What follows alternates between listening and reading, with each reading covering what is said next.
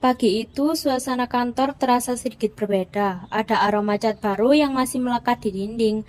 Ruangan kerja mereka baru saja direnovasi dan ditata ulang. Di lantai 2, tepat di ujung koridor, ada sebuah ruang rapat kecil dengan jendela besar yang menghadap ke taman belakang kantor. Matahari pagi menyusup pelan lewat tirai hijau, menciptakan bayangan lembut di meja kayu panjang yang sudah tertata rapi. Laptop menyala, cangkir teh hangat mengepulkan uap. Ina, ketua tim yang dikenal sabar, melangkah masuk membawa map rapat. Tak lama, Fani datang sambil menggendong laptop, mencoba menjaga senyum di wajahnya. Sita tiba dengan langkah ringan dan penuh antusias.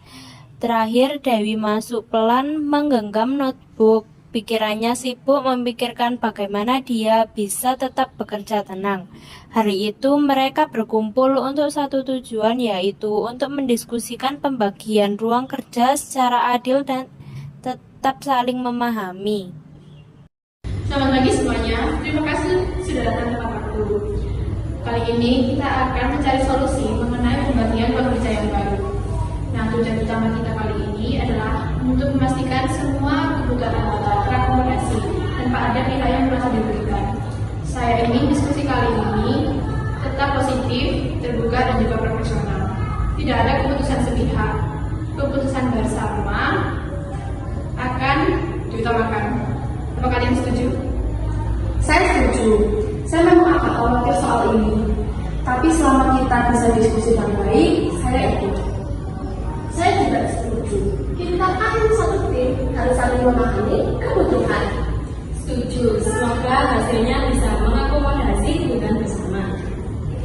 Rina memandang satu persatu anggota tim, memastikan semua siap bicara. Dewi duduk tenang dengan notebook, Sita tampak antusias, dan Fani menjaga senyum kecil. Cahaya matahari menembus tirai, menciptakan bayangan lembut di meja kayu. Baik, kita langsung masuk ke inti. Seperti yang kita tahu, kantor kita hanya memiliki dua ruangan. Yang satu besar dan terbuka, dan yang satu lagi kecil, tertutup tapi terbuka. Nah, tantangan kita harus berbagi ruangan itu. Nah, Dewi, silakan kamu. Terima kasih ya, Rina. Jujur saja, saya paling produktif kalau bisa bekerja sendiri, tanpa banyak suara. Pekerjaan saya juga sering lebih butuh konsentrasi yang penuh. Saya ingin ruang kerja yang lebih tenang.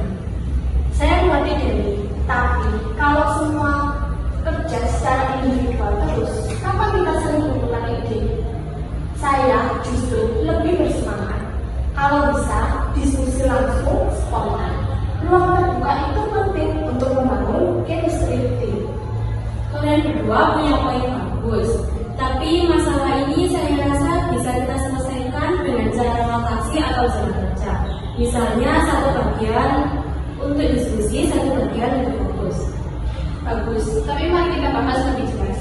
Dewi, berapa hari kamu butuh kerja tenaga seminggu? Minimal 3 hari, sisanya saya bisa fleksibel. Kalau saya cukup 2 atau 3 hari di ruang terbuka, sisanya bisa disesuaikan. Tapi jangan terlalu kaku, hanya untuk spontan. Saya bisa bantu buat jadwal dinamis, seperti Senin dan Rabu, ruang tertutup untuk Dewi, Selasa dan Kamis, Sita dan saya, Jumat bisa fleksibel. Setelah semua pendapat disampaikan, suasana rapat mulai mencair. Rina menyusun catatan di mapnya, sesekali mengangguk mendengarkan. Bagaimana kalau kita buat jadwal 2 minggu ke depan dulu? Kita uji coba. Setelah itu, kita evaluasi apakah ini aman dan efektif. Tapi bagaimana jika saya ada deadline besar dan butuh tambahan hari? Kita bisa saling bertukar hari, asal komunikasinya jelas dan tidak mendadak. Betul, asal terbuka dan profesional pasti bisa diatur. Jadi, kita sepakat ya sistem rotasi, jadwal dinamis, dan ada ruang untuk fleksibilitas. Oke, saya terima. Yang penting saya punya cukup waktu untuk fokus.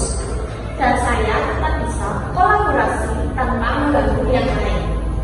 Saya akan buat jadwal dan dikirim hari ini, nanti kita koreksi. Terima kasih semuanya, kita akan mencoba selama 2 minggu. Lalu kita adakan rapat evaluasi. Jangan lupa berkomunikasilah perubahan jadwal jauh-jauh hari. Tetap saling menghargai dan jaga profesionalisme. Setuju. kita semua punya kebutuhan berbeda, tapi bukan berarti kita tidak bisa bekerja sama. Saya juga senang ternyata bisa juga ya tanpa itu. Justru karena kita terbuka, semuanya jadi lebih mudah. Baiklah, untuk menghindari konflik, maka dibuat kesepakatan tertulis yang ditandatangani oleh semua pihak. Ya Nina, saya setuju. Iya, saya juga setuju. Isi jadwal ini diantaranya Senin dan Rabu ruang tertutup untuk Dewi, Selasa dan Kamis untuk Sita dan Fani, Jumat bisa fleksibel. Kemudian Rina membuat surat kesepakatan pembagian ruang kerja antara anggota tim. Lalu mereka menandatangani surat kesepakatan tersebut secara bergantian, dimulai dengan Dewi, Sita, Fani, dan yang terakhir Rina.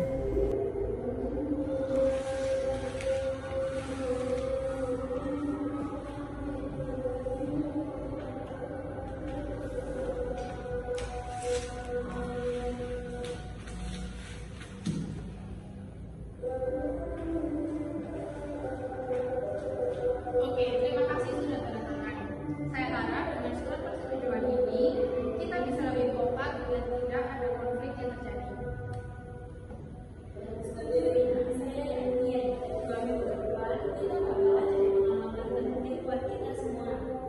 Saya juga optimis kalau ada resolusi kita bisa bicarakan baik-baik. Iya, sejujurnya saya juga sempat khawatir, tapi sekarang saya lebih lega. Terima kasih sudah mau mendengarkan dari semuanya. Terima kasih juga untuk kalian semua.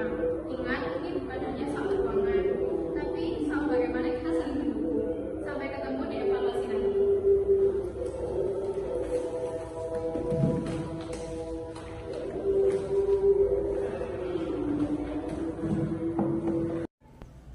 Dalam negosiasi, antara pihak negosiasi dan negosiator mencapai kesepakatan bersama, yaitu pembagian ruang kerja yang adil, sehingga kebutuhan setiap anggota tim dapat terpenuhi tanpa memicu konflik. Prosesnya berlangsung secara terbuka dan profesional, di mana Dewi menyampaikan keperluan untuk suasana tenang, Sita menekankan pentingnya kerja tim, Fani menawarkan ide rotasi, dan Rina memimpin jalannya diskusi agar tetap terarah. Hasil akhirnya disepakati sistem rotasi ruang kerja dengan jadwal dinamis yang akan diuji coba selama 2 minggu, sambil tetap menjaga komunikasi jika ada perubahan mendesak. Intinya, negosiasi ini bukan soal siapa yang menang, tetapi soal menciptakan suasana saling menghargai, memenuhi kebutuhan bersama, dan menjaga kerja sama tim melalui komunikasi yang baik, keterbukaan, serta sikap profesional. Sehingga negosiasi ini disebut dengan negosiasi menghindari konflik.